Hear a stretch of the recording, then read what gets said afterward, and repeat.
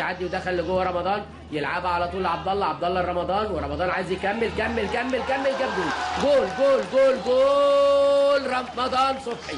الهدف الاول للنادي الاهلي رمضان صبحي في الدقيقه 13. اتعملت حلوه دربكه من دفاع وادي دجله، رمضان صبحي يكمل يعمل ال1-2 على طول مع عبد الله السعيد، يروح ويحطها على شمال هيثم. ادي اللعبه تاني، راح رمضان. هنا بقى شوفوا هنا الخوف من الدفاع، انفتاح في قلبي الدفاع، وهدف اول للنادي الاهلي في الدقيقه 13 رمضان صبحي. ادي عبد الله السعيد، ادي رمضان، ادي هنا التغطيه مش مظبوطه من الاثنين قلبي الدفاع، رجب نبيل سمح عبد الفضيل، يروح رمضان يحطها بمنتهى الهدوء. ادي متعب النهارده في القايمه، اتلعبت على طول رمضان صبحي، يا سلام، اتلعبت لحسام عاشور، عصام عاشور باص حلوه حلوه حلوه، عمرو جمال عمرو جمال عمرو جمال، والهدف الثاني عمرو جمال بعد غياب، والهدف الثاني للنادي الاهلي. بقول لحضراتكم النادي الاهلي بيلعب كره مباشره جميله، بيوصل باقصر الطرق للمرمى، وعمرو جمال ويا ولد يا فتحي يا مبروك،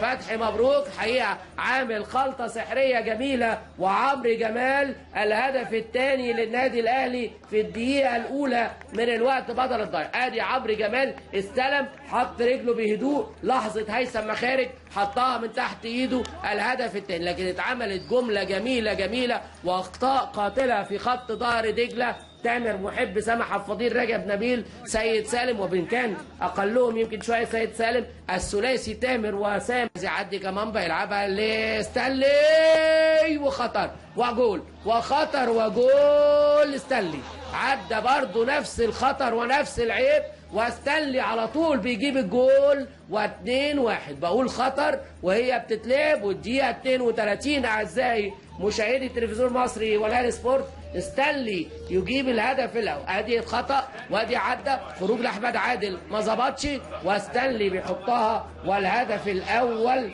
لنادي دجله. ستانلي في الدقيقه زي ما قلت لحضراتكم هدف في وقت صعب جدا، نتمنى كده السلامه لكل اللاعبين. وادي الكوره على طول، دقيقه هدف وادي واحد لاعب من اتلعبت لباسم علي تاني، ماشي باسم يقدر يلعب العرضيه، يقدر يلعب العرضيه، لعب العرضيه، مؤمن زكريا ولا متعب يخلصها على طول، يخلصها. الهدف الثالث يخلصها، بقول يخلصها اهي. ادي كوره باسم، وادي العرضيه، وادي عماد متعب يخلصها يا جماعه، هو ده عماد متعب يخلصها، والهدف الثالث. الراجل متاثر ليه حق طبعا، في الدقيقه 90 الدقيقه 45 يخلص المباراه عماد متعب، صاحب الاهداف في